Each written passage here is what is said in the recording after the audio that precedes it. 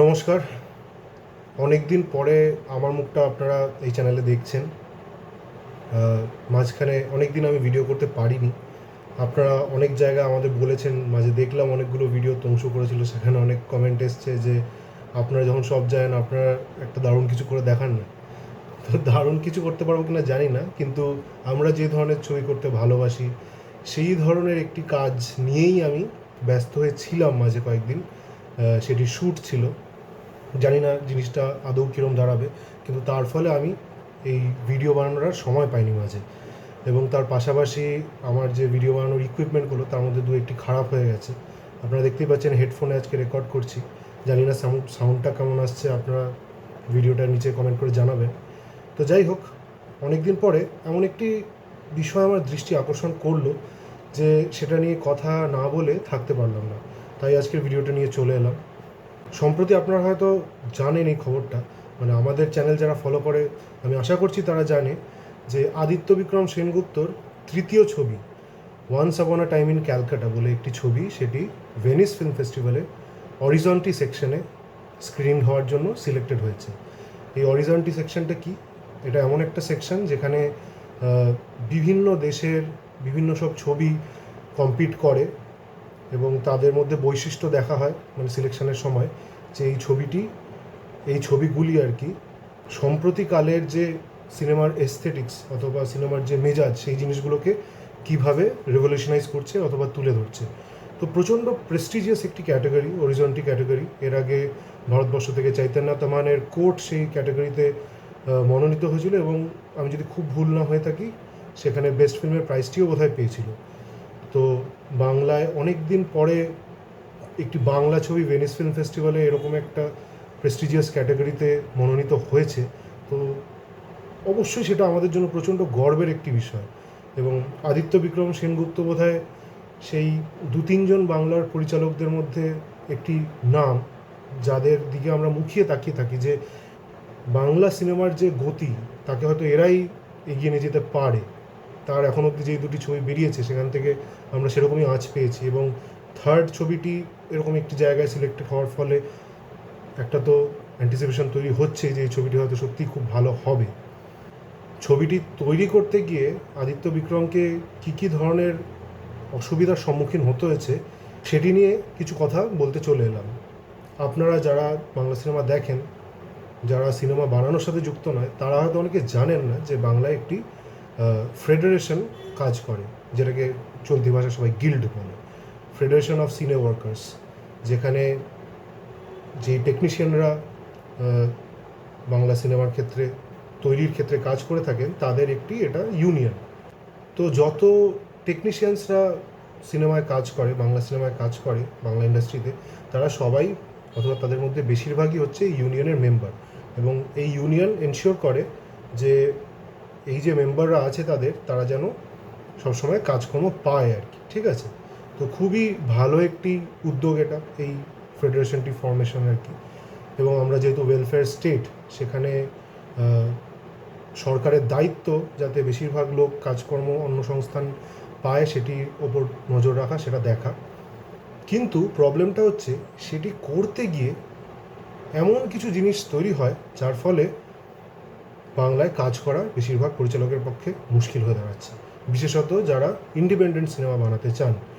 আদিত্য বিক্রম সেনগুপ্ত তার একটি ইন্টারভিউতে সম্প্রতি এই জিনিসটাকে কিন্তু তুলে ধরছেন যে এই সিনেমাটি কলকাতায় শ্যুট করতে গিয়ে গিল্ডের তরফ থেকে কী বাধা বিঘ্ন তাকে ফেস করতে হয়েছে। এই ফেডারেশনের একটি নিয়ম আছে যে কোনো একটি ফিচার ফিল্ম যদি বানানো হয় সেখানে ফেডারেশন থেকে অন্তত 70 জন টেকনিশিয়ানকে নিতে হবে। এবার আপনি ভাবুন যে কোনো একটি ছবি যেটা 50 লাখ, 70 লাখ, 80 লাখ, 1 কোটি টাকা দিয়ে তৈরি হচ্ছে, সেখানে হয়তো এই 70 জন লোককে নেওয়া খুব একটা বড় ব্যাপার নয়, কারণ তাদের পার ডে শ্যুটের বাজেটই 1.5 লাখ 2 লাখ করে ধরা থাকে। তো সেখানে যেহেতু এই সব টেকনিশিয়ানকে ডেইলি পেমেন্ট করতে হয়, তাদের পক্ষে সেই পেমেন্টটা করাটা খুব একটা কঠিন নয়। কিন্তু এমন একজন পরিচালক যে হয়তো 15 লাখ অথবা 20 লাখ টাকা নিয়ে তার ছবিটি বানাতে নেমেছেন, তার পক্ষে প্রত্যেক দিন 1.5 লাখ 2 লাখ টাকা করে ব্যয় করা তো সম্ভব নয়। এবং সে হয়তো এমনভাবেই ছবিটিকে ভেবেছেন যেখানে তার হয়তো 25-30 জন লোকেই কাজ হয়ে যাচ্ছে, 70 জন লোকের প্রয়োজন নেই। সেই সময় আপনি যদি 30 জন লোক নিয়ে কাজ করতে আসেন, তাহলে কি কি বিপদ হতে পারে। আদিত্য বিক্রম বলছেন যে তাদের শ্যুটের সেটে গিল্ডের যারা হর্তাকর্তা তারা এসে ঝামেলা করতে শুরু করেন এবং বলেন যে আমাদের যে মিনিমাম ক্যাপাসিটি আছে 70 জনের, এতজন লোক যদি না নেওয়া হয় তাহলে এই শ্যুটটা করা যাবে না। এবং আদিত্য তাদের বলেন যে মানে না করার কী কারণ, এবং লজিক্যালি তাদের যখন কাউন্টার করার চেষ্টা করেন তখন গিল্ডের যে মেম্বাররা সেখানে ছিলেন তারা যেই ভেন্ডাররা ক্যামেরা সাপ্লাই দিয়েছিলেন তাদের বলে দেন যে এনাদের ক্যামেরা দেবেন না, কারণ ক্যামেরা না দিলে শ্যুট করতে পারবে না।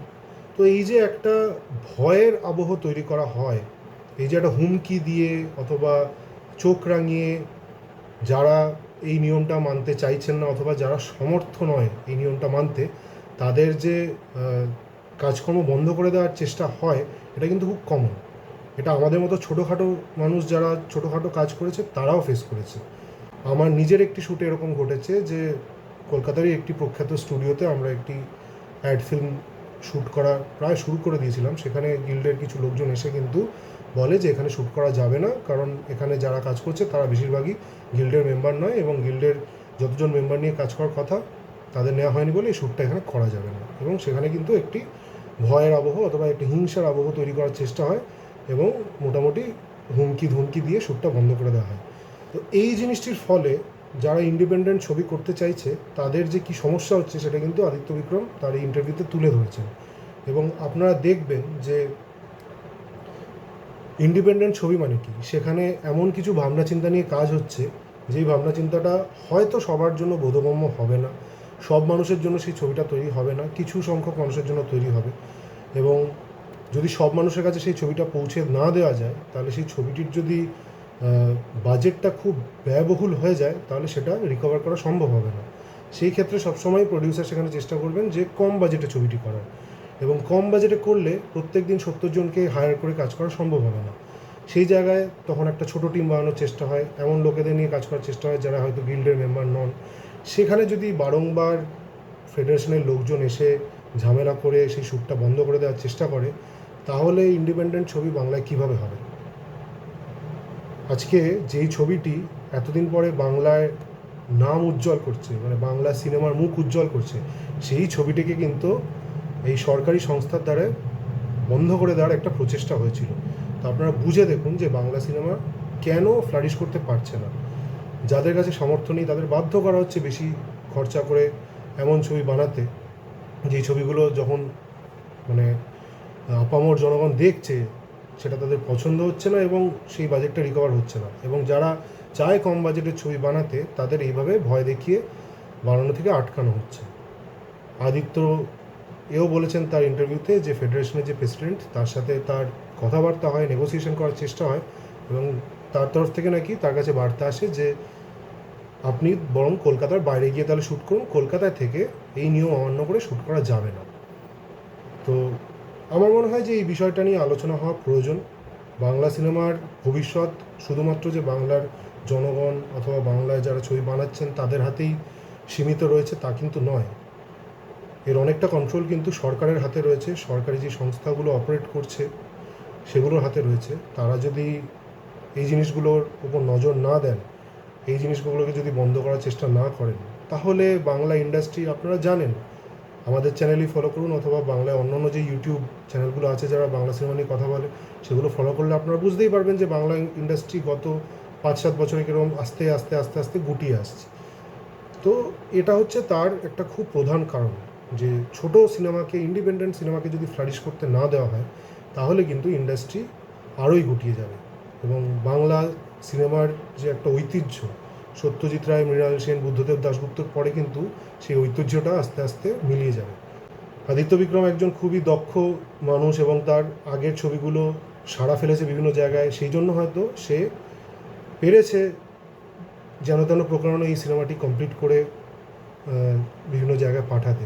কিন্তু আপনি ভাবুন যে একজন প্রথমবার ছবি করতে নামছেন এমন পরিচালক, তাকে যদি এরকম অবস্থার সম্মুখীন হতে হয় তার পক্ষে কতটা কঠিন হবে সেই ছবিটি কমপ্লিট করা।